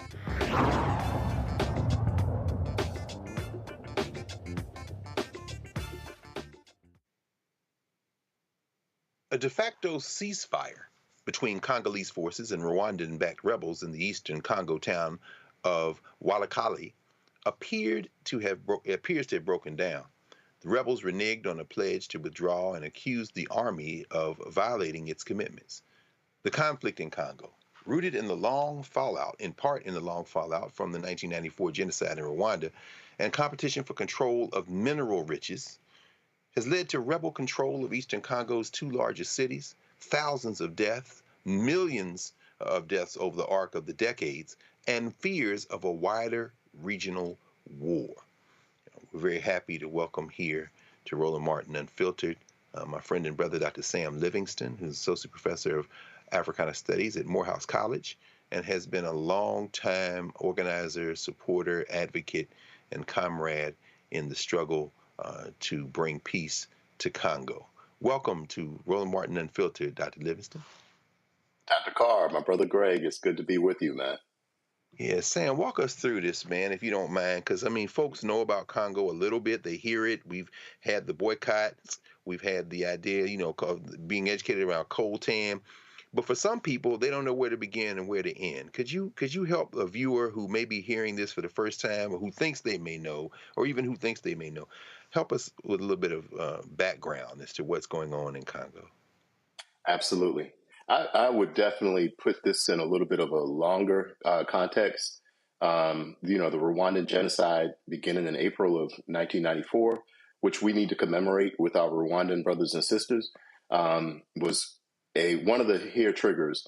But really, this began once the United States government under President Eisenhower decided that he would, for the first time in American history, assassinate a sitting president. The United States had overthrown, removed from office presidents that they disagreed with in terms of their politics, but they hadn't assassinated, to my knowledge, anyone who was sitting in office. But President Eisenhower basically decided that an African man standing up and representing the national cause of Congolese people was more than he could stomach. And when you look at the newspaper, the drumbeat toward war in 1959, 1960, and 1961, toward justifying the assassination of Patrice Lumumba, it was really a downhill slide from there. So you take that, and once the United States installed Mobutu Sese Seko into power in 1965, and basically facilitated the kleptocratic state. In many ways, Trump is like an American Mobutu in many ways. They basically facilitated the theft of billions and billions, if not trillions and trillions of dollars in wealth. And after the genocide in 1994, Rwanda, with the backing of the United States, along with Uganda, invaded North Kivu and essentially sought to depopulate as much as possible, basically killing up to 6 million people. Now, most recently, what you've seen with the M23, which started out as a Tutsi-based militia, and it's really expanded to include Banyamulenge, Banyarwanda people, Kenya-Rwandan-speaking people, and then others who are just really mercenaries. But it's really important to note that Kagame has at least 3,000 soldiers on the ground fighting alongside the M23. So when you see the successes of the M23, you are seeing the success of Paul Kagame's army. So far, in the last month and a half, you're talking about the deaths of at least 7,000 people. But again, when you put it in the larger context, you're talking about millions of people, and it rarely catches a news beat at all. And what's the saddest part of it is that our African-American politicians and political organizations are not even concerned, even though these are literally our blood kin people. Yeah, I know you've traveled there, and maybe a little in a minute or two, you can walk us through what you all been doing on the ground there at Morehouse and how other HBCUs can get involved and other universities. Yeah, in the pop culture, the word in Marvel lore is that the Black Panther in part was a gesture toward Patrice Lumumba, and while the precious metals of Congo are among the most valuable in the world, the fictional metal of vibranium in Black Panther is like a symbolic gesture toward the riches of Africa, except the Wakandans refuse to let anybody take it. And of course, we know that Congo, like the rest of Africa, has been a perpetual victim in this. Yeah. But I really think. Oh, I'm sorry. Go ahead, bro. No. Go right ahead, please.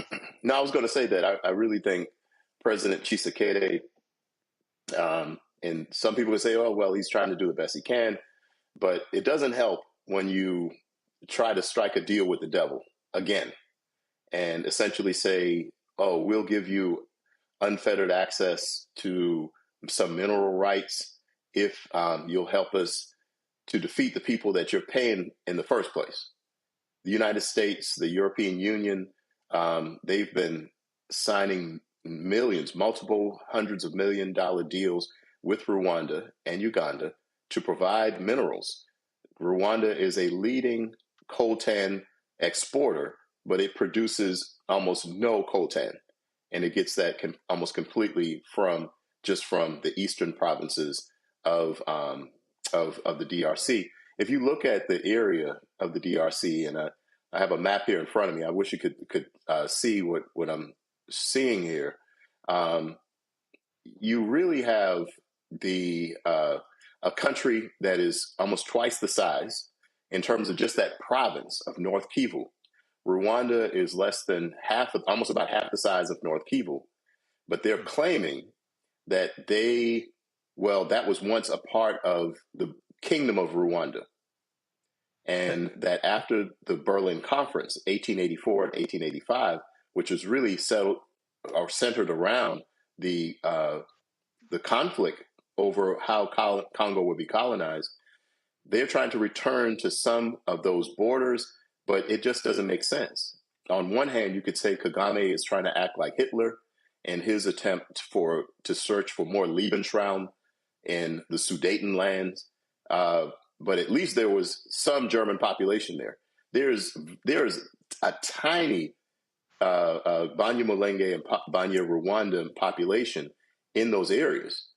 So the argument just simply does not hold. And unfortunately, the Congolese people in the cities and towns where our partners are, our friends and allies and partners in Goma and Bukavu and in places like Butembo and Beni, they are the ones who are suffering. The mayor, the person who was the formerly appointed mayor of Goma, is a close personal friend of mine. We brought him to Morehouse College in 2016, and his life essentially has been threatened. They killed the military mayor. He was appointed the civilian mayor, but has not been able to actually take the office because of the violence in the area. So we're really talking about something that's closely touching HBCUs in much the same way that Prime Minister Lumumba, when he came to the United States, he went to Howard University, and he went to Howard in search of faculty and friends and administrators and students who could actually come to Congo and to live and to work to build up the administrative state, because Belgium essentially didn't do anything to build up the administrative state in their years or generation after generation of exploitation in the Congo, from the Congo Free State up into the point of liberation, of independence, flag independence. Yes, sir. Yes, sir. Let's invite the rest of our panel in the conversation. Dr. Amakongo Dibinga, Renita Shannon, and Mondale Robinson in the conversation, Sam. And for those of you who remember Joe Biden's commencement speech on Malcolm X's birthday last year, 2024, Sam Livingston was one of two faculty holding up the flag of Congo behind the President of the United States as he spoke there at Morehouse's commencement. Let's start with you, Mondale. Mondale, any questions for Dr. Sam Livingston out of Morehouse College? Yeah, I thank you so much. First of all, Brother Livingston, I'm a huge fan, and I think for me, Congo has a special place in my heart, mainly because, like you said, these are our kinfolk, but also because of America. Like a lot of Americans, I should say, tend to think that, oh, poor these people. But you started out in a wonderful way by doing this history of how we eliminated a duly elected leader for this country, who was a black man, who had ties to, who came to America in July 27th of 60, when he shouldn't have been, because it was dangerous for his life, right? Yeah. And it was Eisenhower that said, "I wish he would wake up in a river full of crocodiles," and CIA made that happen. But I think for me, it would be great if you could spend some time, because I used to be the political director for this guy whose name was Eddie Deschumé, who's a biochemical engineer here, but from Congo, who was going to go back home to run for president, but it was too dangerous. The death threats you were talking about, too dangerous for his life, for his wife's comfort. So he had to drop out that election. But talk to people about, not just in Congo, but specifically how America's and France withdrawal from Africa, and also killing of leaders who had ties to HBCUs, led to these strong men and the destabilization of these countries. Excellent. No, you're absolutely right. There was a clear political choice where there could have been, following the Truman Doctrine after World War II, the attitude, the posture of the United States government was that it would support any state that was aspiring for democracy, that was supporting and aspiring for democracy. And what would become the Democratic Republic of Congo was one of those states that was politically organizing, not a military overthrow, not a violent overthrow of the colonial powers, but a peaceful political transition, and a clear choice was made. I really appreciate the history that Susan Williams has done in her book, White Malice. But I would recommend that folks actually also take a look at Patrice Lumumba's Congo, My Country. There we go. You can see that. And it's really interesting because he's writing and he's showing an awareness of the connections with the diaspora. And he has a couple of poems and essays that actually evoke this, I know why you sing the blues, almost ethos that you could hear. And I think we really haven't picked up on that. We have with Nkrumah, because Nkrumah spends so much time, of course, at Lincoln and in Pennsylvania and in Harlem, studying with our deans, Dr. John Henrik Clark, and Dr. Carr knows this history way better than I can tell it. But so we know that for Nkrumah.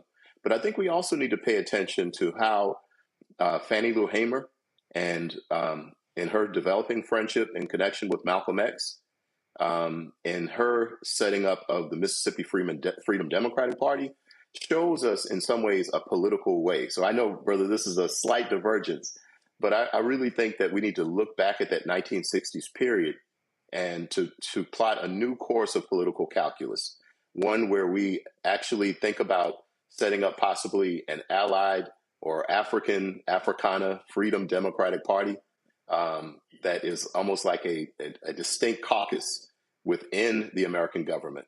But it's going to be up to us, that is the grassroots people in organizations like Friends of the Congo, to help to plot that political course.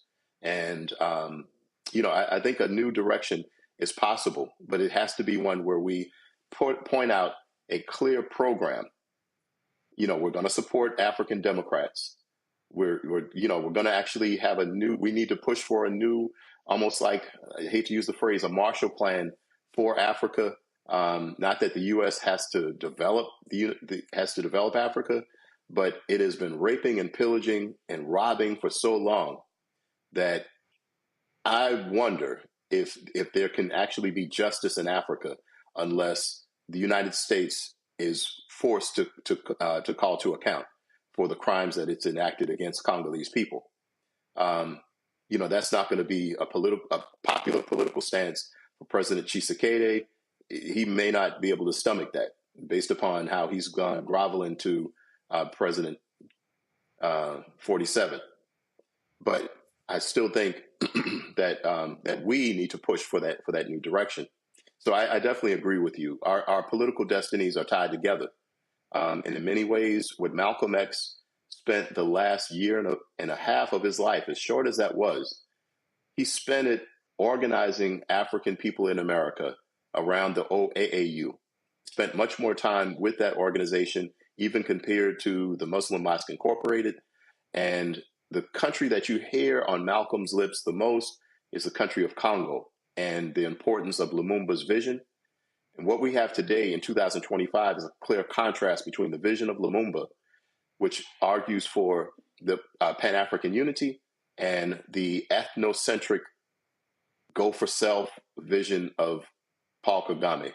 And I hate to put it like that, because it's not Congolese people versus Rwandan people, but Rwanda's leader is pushing toward a direction where there can be nothing but another African world war, similar to the wars that took place, the Congo Wars of 1996 into the early 2000s. So how do we intercede? I think we need to look at Malcolm's path, look at Andre Blouin and Patrice Lumumba and so many other Pan-Africanists who show the direction, and talk to our brothers and sisters about how transforming Congo can actually help to transform us politically, ethically, and to redeem our own sense of humanity, our Muntu-ness, our Ubuntu-ness. Mm-hmm. Thank you, Doc. We're going to go now to Sister Renita Shannon, and while we ask you if you have any questions or comments for Dr. Livingston, I would also like to know whether you recommend folks watching the documentary Soundtrack to a Coup d'etat, which sounds like low. Excuse me. Folks. Yes. But anyway, we'll go ahead, Renita, and then we can fold all that in. Dr. Livingston, thank you for being here. And this is just a, tribute to the power of Black media, just you even coming on to discuss Congo, because it certainly does not get the level of media coverage that it deserves. My question for you is, it's well documented, and you've even stated some of this about the United States' role in the conflict in the past. Can you estimate for us, in your opinion, what is the current level of participation of foreign governments contributing to this conflict, as well as tech companies? Because over the last year, we've seen reports on social media about tech companies contributing to this conflict behind the scenes, arming rebels. And we've also seen, that foreign governments have been a part of this conflict. I just think it would be naive to assume the United States has stopped interfering. I think that would be naive to assume. So what is your opinion of the level of participation? It's really interesting. When the United States helped to assassinate Lumumba, they didn't pull the trigger, but they provided the intelligence, they provided the political cover, and they basically told the United Nations under Dag Hammarskjöld that you are going to help us to isolate this man and to neutralize him. Today, the European Union and the United States, they've signed. So, for example, the EU signed a $470 million contract with Rwanda to be a primary provider for coltan. And coltan is in this combination of mineral cocktail that is in all of our phones, all of our computers, helps it to stay cool. It is, if there's a vibranium, coltan is it. So they signed this deal, and they backed off to their credit to some extent, because it just simply looked just horrible that the United States and the European Union were supporting, and probably still are, Paul Kagame. But you have had enough of a political blowback where they had to back off of that. So the United States, though, I think it's a bigger picture too. And I'm so glad the way that you posed that, sister, that it's an international picture.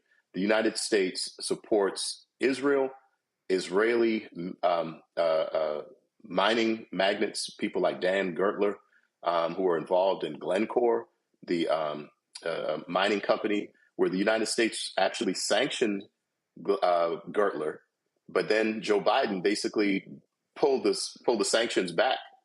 In the last year of his administration, basically said, oh, well, maybe we can get him to give Congo some of the money back, and so they've ceased to actually sanction Dan Gertler and Glencore.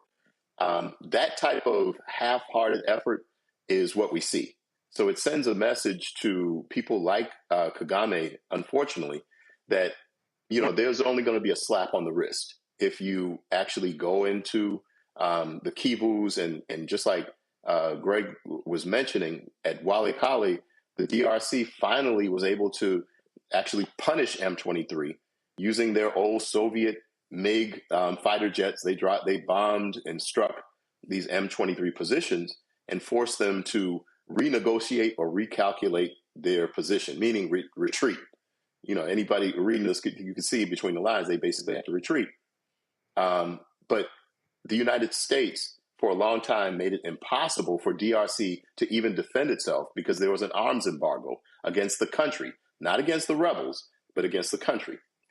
Then when we look at it, there's this position, and I'm looking at the article, an op-ed in the American Enterprise Institute by Michael Rubin, basically arguing that America should side with the rebels in the DRC. Now, the same rebels that have been raping, killing tens of thousands of civilians, killing children, women, and these are the rebels that conservative politicians, basically, this Michael Rubin is arguing that we should be siding with them because, after all, then that would put us in line with Kagame. As bad as we think things are in DRC, Congo, the DRC, is making progress toward becoming a nation that is that's an indicator on the potential that it has to actually be a transformative force in Africa and the world. I'm watching some Congolese news, and they have built this huge cultural center in Kinshasa with the help of China. But what we really need is a patriotic military where the soldiers they're paid and not pennies on the dollar, because that's what happens. You basically, at M23 were Congolese soldiers. But Kagame basically was like, "Oh, I'll pay you 10 times what they're paying you," and I may be overstating that, but they basically paid them much more, and they decided that they would side with this rebel incursion, which supposedly was about taking on and putting down the former Hutu genocidaires from the Rwandan genocide. But we know that those genocidaires are old now. There's no way that they're still trying to punish these same soldiers who probably are in their 60s and 70s. Mm-hmm. They are about minerals. They're trying to take the minerals, just the same way they did under Mobutu. Kagame is the new Mobutu. Kagame is the new Moise Tshombe, trying to balkanize and carve up the Congo to enrich himself and his small inner circle of people. But I got to just reiterate again, it's not the Rwandan people. It's that regime, that very murderous regime. They've assassinated and jailed their political opponents. Yes. So our partners in Congo and other places, we know that they're very brave in standing up for their national independence. Sam, let me jump in right quick just to make sure we get Brother Omokongo, who Congo is literally in his name. He's got some direct ties to the country and to the people. Dr. Omokongo Dibinga, any questions or comments for Sam? And maybe as you then answer and begin to wrap, Sam, you can let us know how we can all be involved and keep us aware of some things going on. Please, Omokongo, the floor is yours, brother. Oh, I really appreciate it. I so appreciate everything you've done to uplift the Congo. Both my parents are Congolese. My father was actually a professor of Lumumba back in the day, so from the same clan. And I've done a lot of work in this country. My father was imprisoned by Mobutu and stretched in multiple directions in an underground prison. So, the story of the Congo has always been real in my life. A lot of my poetry and hip hop reflects the Congo as well. So I've always respected your work and what you're doing and what you continue to do. Thank you on behalf of all Congolese people. My question is taking it back to America. Dr. Carr was asked you on the low, about your thoughts about the documentary soundtrack to a coup d'etat. But the general idea of how African-American jazz musicians were used to help sell the U.S. agenda overseas in the Congo. And I'm seeing the same thing happening now. Seeing people like Kendrick Lamar performing in Kigali. I'm seeing John Legend performing in Kigali. I'm seeing pictures of Dave Chappelle and Kagame, which is interesting because when Lumumba came to the United States, one of the students he was looking to work with was, or young people he was working with was Dr. Yvonne Sion, who's Dave Chappelle's mom. That's right. So it's just like, what are your thoughts as it relates to how through organizations like Move Africa and Global Citizen, African Americans are being used, entertainers are being used to prop up Rwanda in a way that is detrimental to Congo? Thank Absolutely. You, no, before you answer, man, we're gonna sure. keep this one tight, but we're gonna have you back. Oma Congo, man, that was we got to have a longer conversation about this, quite frankly. But I just want to jump in because we're gonna have to wrap in a second. But go ahead, Sam, please. Okay, no. I would just amen, brother. Let me say your name correctly, brother. Oma de Congo. Ome Yes? Congo. It's like the month of May in the country of Dibenga. Yeah. Oma Congo. My apologies. But no, you're on point. You're on point. I do think that we need some direction from our grassroots and political organizations, and more shows like the Roland Martin's the whole network, the Black Star Network, to really be clear that there's a clear political calculus, and it's either we're talking about a unified and healthy Congo and Africa working for its people, and when we put it in that way and we engage our brothers and sisters like J. Cole, like Kendrick Lamar, all of whom, John Legend, just as you mentioned, Rwanda. I visited Rwanda, but I made a stance that I talked to our Andrew Young Center that I would have to step away from being on an advisory board if you can't take a position against the genocide that's taking place in Eastern Congo. So wherever we are, we can make that stance. And if we actually start to push our organizations, whether it's in a fraternal or sorority or a community organization, whatever it is, but Congo affects all of us. I'm Gullah Geechee, so I know that there's a huge percentage of our people, our ancestors who were brought from Congo and Angola.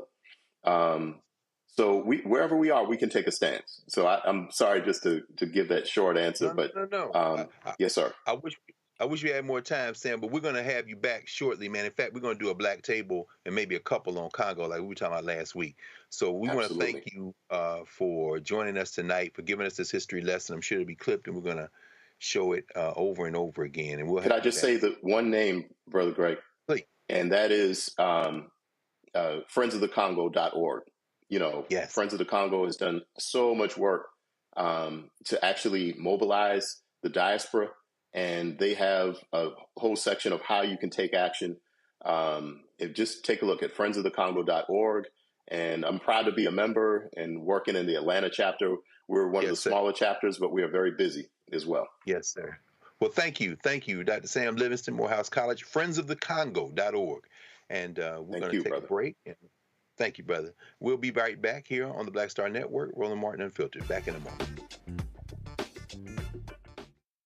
We begin tonight with the people who are really running the country right now. Now, Trump is often wrong and misleading about a lot of things, but especially about history. Donald Trump falling in line with President Elon Musk. In the wake of the unsettling news that MSNBC has canceled Joy Ann Reid's primetime show, The Readout, Roland Martin and the Black Star Network would like to extend an invitation to all of the fans of Joy Ann Reid's MSNBC show to join us every night to watch Roland Martin Unfiltered, streaming on the Black Star Network for news, discussion of issues that matter to you, and the latest updates on the twice impeached, criminally convicted felon-in-chief Donald Trump and his unprecedented assault on democracy, as well as co-president Elon Musk's takeover of the federal government. The Black Star Network stands with Joy Ann Reid and all folks who understand the power of Black voices in media. We must come together and never forget that information is power.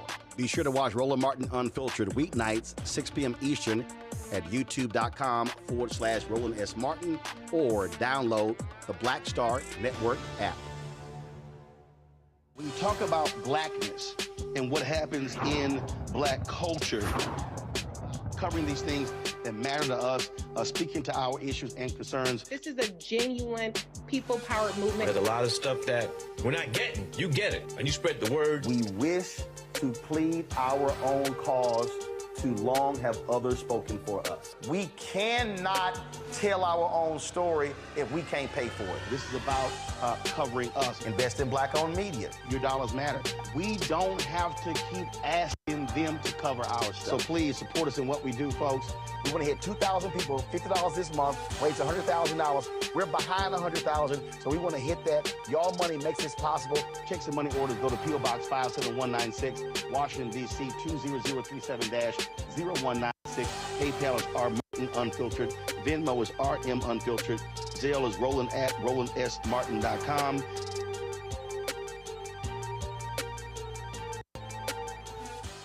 This week on A Balanced Life, we are talking about protecting your peace when life be lifing. I mean, honestly, so much is going on, from dealing with chaotic leadership, trying to figure out how we're going to work on these 90-day holds, how to unburden ourselves from the things that are happening in our lives, all the way through knowing what it means and what it looks like to just take the time to work on self.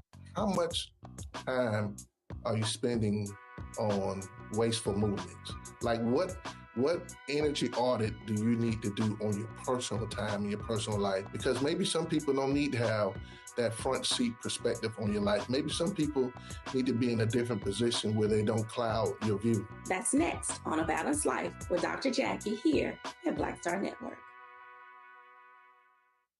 Next on the Black Table with me, Greg Carr. Succession. We're hearing that word pop up a lot these days as our country continues to fracture and divide. But did you know that that idea, essentially a breaking up of the USA, has been part of the public debate since long before and long after the Civil War, right up to today? On our next show, you'll meet Richard Crichton, the author of this book, who says breaking up this great experiment called America might not be such a bad thing. That's on the next Black Table, right here on the Black Star Network.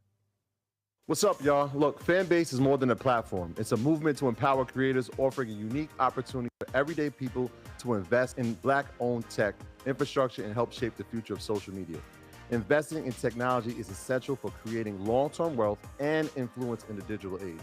The Black community must not only consume tech, we must own it. Discover how equity crowdfunding can serve as a powerful tool for funding Black businesses, allowing entrepreneurs to raise capital directly through their community through the Jobs Act.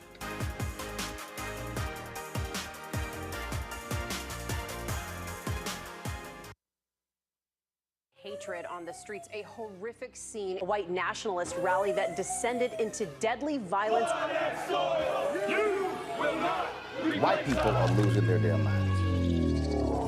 As an angry pro-Trump mob storms the U.S. Capitol, We're about to see the rise of what I call white minority resistance.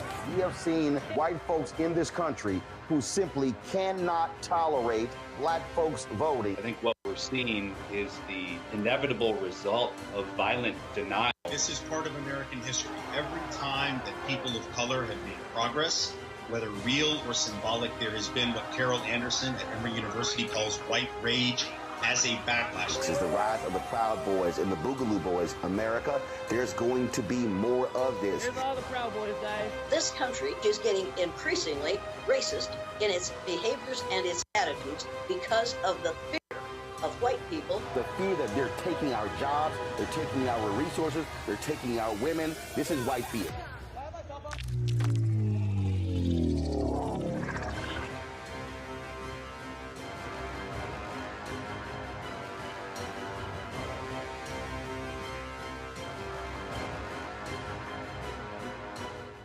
Hello, I'm Paula J. Parker. Truly proud on the Proud Family. I am Tommy Davidson. I play Oscar on Proud Family, Louder and Proud. Hi, I'm Jo Marie Payton, voice of Sugar Mama on Disney's Louder and Prouder Disney Plus, and I'm with Roland Martin on Unfiltered.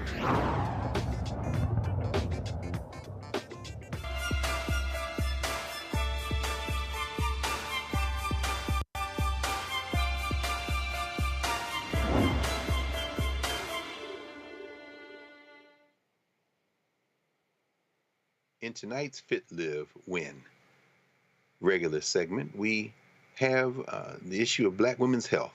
Did you know that approximately 90% of Black women will be diagnosed with fibroids by the age of 50? That's right, 90%.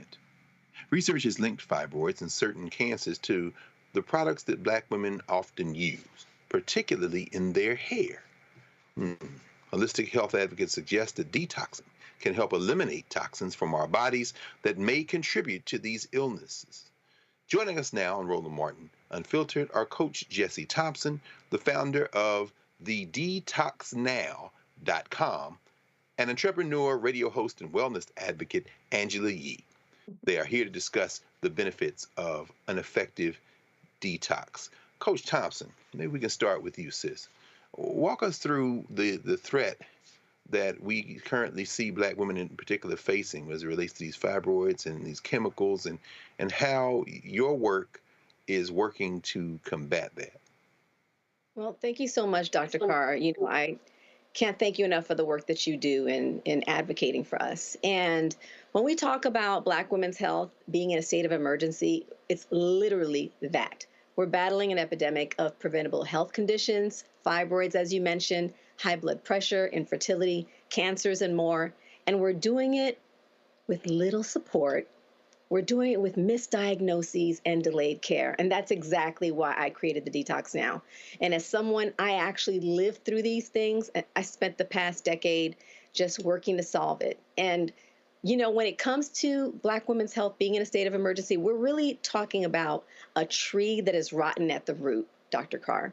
We've discussed it. You said, you know, many times before that up to 90% of Black women that will develop fibroids by age 50. And that's not normal. It's a crisis. As I said, I battled fibroids for 14 years, endured 15 surgeries and more. And you're talking about something that's disproportionately affecting Black women. But why? So many times I've been on the show and I've talked about how the inordinate chronic stress that we experience due to the trauma of systemic racism and health inequities actually is a root issue that causes us to disproportionately be affected by it. And it's also connected to things like fibroids. It's connected to high blood pressure, which is the #1 killer of Black women, as well as cancers and more. But that systemic racism is actually underscored by what was published in a 2012 study in the American Journal of Epidemiology, which found that Black women who use hair relaxers, as you said, actually had a 17% higher chance of experiencing uterine fibroids. And actually, the hair relaxers have also been connected to women dealing with cancer, specifically uterine cancer. Then layer that with a study in 2022, okay, that actually from the Journal of Exposure, Science, and Environmental Epidemiology, which found that nearly 80% of the beauty and personal care products marketed to Black women contain harmful ingredients that were linked to hormone disruption, reproductive damage, including fibroids and cancer. So this highlights that disproportionate exposure that Black women face because guess what? We are being targeted with these toxins. And then now, most recently, Dr. Carr, this is like the nail that hits the coffin. Consumer Reports just actually released a study that showed they tested actually the top 10 hair synthetic braiding hair brands, and 100%, 10 out of 10, actually tested positive for carcinogens. All right. What? And 9 out of them tested positive for lead. Now, that's a huge $6.13 billion industry. And this is the hair, the actual hair, not the hair products, the hair. Yes, the synthetic hair, brother. And guess what? We make up 70% of the consumer base. So you see that layering? It is literally that we have to resist this onslaught of toxicity. And that's why we're talking about taking back our power and do the things that we can do to reclaim our health, Dr. Carr. Now more than ever. Absolutely. You know, Sister, you're a co-founder with Sister Thompson of the Detox Now. And you all are not just advocates, but you're really carving a path for us to really engage and to help really combat this problem. And to hear you, Jesse, talk about this, and as you say, you've talked about it many times here and in many other places, of course, I'm constantly shocked at the number of women I know friends, family, who have had this health challenge, and the number who are beginning now to understand that that is a challenge, who are now discovering that they have had the challenge for years. Angela, could you walk us through your work and your contribution here, and how this partnership has enabled you to kind of push forward so that we can address this, take it head on? Well, like many Black women, I've had my own health challenges. And early on, when I first graduated from college, I was in my early 20s and found out that I had really high cholesterol, which if you would have known me back then, I was like 100 pounds. You know, sometimes people think that just because you're skinny, that makes you healthy. And I would have had no idea. I went to the doctor for just a routine checkup, and thank goodness I did, just to go ahead. I think my health insurance was about to expire or something like that. So I was like, let me go and just use this insurance. And I just got my levels checked for everything. And the doctor told me that this could be something where I could be on medication for the rest of my life later on. It may not affect me immediately, but this was something that if I didn't handle it right now and change my lifestyle or whatever it was that was going on with me, is something that could affect me. And so right away, I thought more about what I was eating. I stopped eating fried food as much as I was. I made sure that I was more active, working out more. But the amount of women who I know that have suffered from fibroids and just think it's normal to have heavy bleeding, to say, oh, I can't go to work today, I can't do this, my period just started. And that's not normal. And that's something that we just write off like, okay, I just have heavy periods, or I just get really irritable, I can't get out of the bed. And it's something that is so common for us that we just kind of brush it off and act like it's not a big deal. And there's so many things that we go to the doctor and then they put us on birth control because they're like, this birth control will be better, but they don't know that's making the problem worse. And we're just willing to do whatever it is that we can do so we can have a normal lifestyle where we can go out, go to work, do whatever we need to do during the day. And it's been such a hindrance for us. But I love Coach Jessie because I met her at Congressional Black Caucus, and it started off with a conversation of her just talking about the work that she's doing, what she had went through with her fibroids, and saying that she had plans to do more. And I was at the Breakfast Club at that time. Now I have my own show, Way Up with Angela Yee, and I actually did her detox, and I did a 2-week water fast, which was not easy, but it really helped me so much. I literally had water and coconut water and the vitamins that she was giving me, just the supplements, for 2 weeks. And for me, it was a great exercise in finding things to do other than go out to eat, because I think that's one of our, let's go get drinks, let's go eat. That's socially, that's what we do. And so for me, it was a good practice of finding other things to do. And it really did help me reset, as far as like, I just felt a lot more clear. I was able to reset some of my eating habits after that. So it's not something where you do this fast and then you go right back to the things that you were doing before. It's more like, let's get this started. Let's jumpstart a lifestyle change.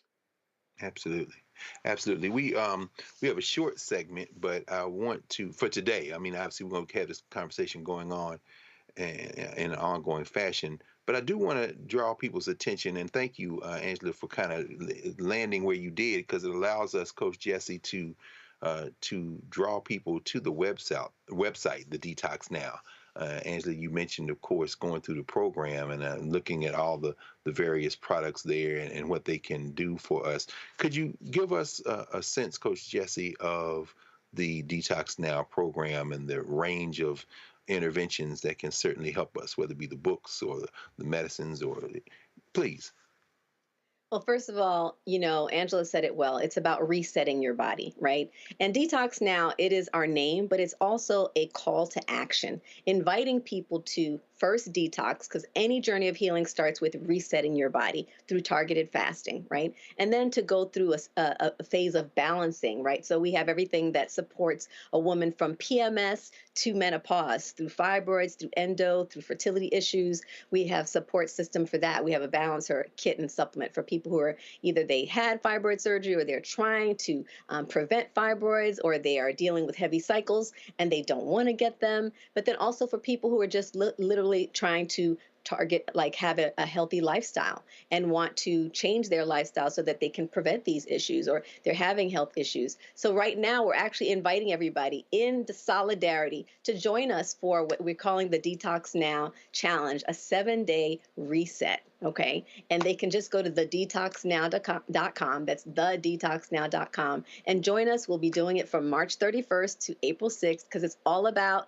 doing it in community. Okay. And if you're looking to, jumpstart your spring, reset your body, because we have to be the cavalry, Dr. Carr. We have to decide we're going to reclaim our health. We just talked about it. Literally, the way that we're being poisoned in our society, and let's not even talk about the foods. We just talked about beauty products. So we're saying, listen, detox your beauty, detox your body so you can detox your life. I'm calling that the real BBL, Dr. Carr. Come get the real BBL. I love that. I had a question, and we're not going to go to the panel for the session this time. We got to have you come back, maybe at the end of the March 31st to April 6th quarter. But I know all the products are Detox Her, but can we take them too? Can men? So Detox Her, the Detox Her kit is actually male and female, but we wanted the women to know they were the ones in charge. So we let them know, you know what, bring the men along with you. No question. No question. Well, we know as the women go, so goes the nation. Yes. So that's good to know. You all go to the website and see this Detox Now challenge. Coach Jesse, Sister Angela Yee, is good to see you both. March 31st to April 6th. So folks got a few days to get your life together. I see the Detox Her kit. Just wait, say it again. I said, we're shipping out daily. Get your kit. Get your kit. I see the Detox Her and the Power Her there as the Detox Her kit. Okay. And your water bottle. And your water bottle. And your water bottle. No question. Yeah, look, get our lives together. We want to be here on the planet. We know the Black woman is God. So That's we all right. We got to be here to resist. We got to be here. No question. Coach Jesse Johnson and Sister Angela Lee Yee, thank you both for joining us here on Roland Martin Unfiltered tonight. Thank you so much. Absolutely. Absolutely. We'll be back in a moment here at Roland Martin Unfiltered.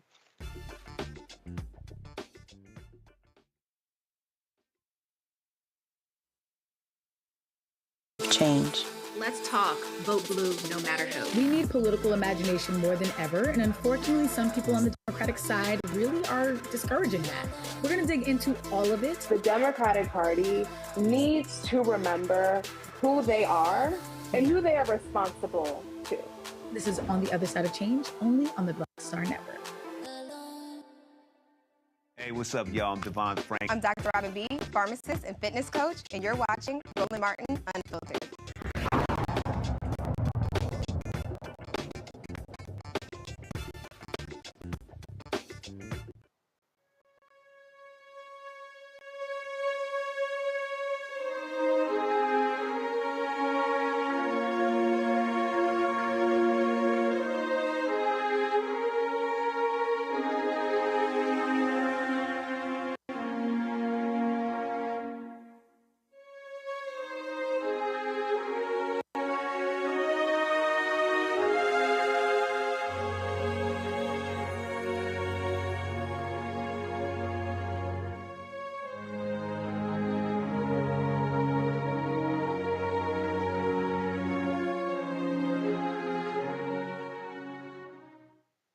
Mia Love, the first Black Republican woman elected to Congress, has passed away at the age of 49. She died on Sunday, surrounded by her family, after a 3-year battle with glioblastoma, a malignant form of brain cancer. Love, the daughter of Haitian immigrants, made history by becoming the first Black woman elected to office in Utah County, where at that time less than 1% of the population was Black. At just 28 years old, she became the first Black woman to hold an elected position in Utah County.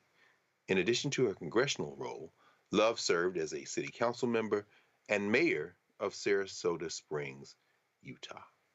Mia Love, dead at the age of 49. Well, we've reached the end of our couple of hours here. Folks have been asking. Roland Martin shared publicly, of course. He went in for his colonoscopy, and he's encouraging everybody to do that, and that would include all of us.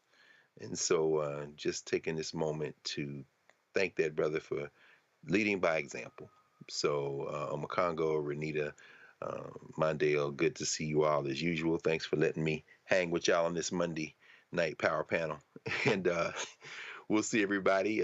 Thanks again to everybody. Thanks, Carol. Thanks, Henry. Thanks to all the crew there at Black Star Network for getting this ship to port. Tune in to the Black Star Network. Keep it locked in and see everybody tomorrow. Roland Martin Unfiltered. As Roland would say, holla.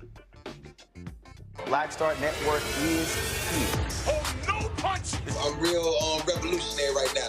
Thank you for being the voice of Black America. All momentum we have now, we have to keep this going. The video looks phenomenal. See, this difference between Black Star Network and Black-owned media and something like CNN. You can't be Black-owned media and be scared. It's time to be smart. Bring your eyeballs home. You dig?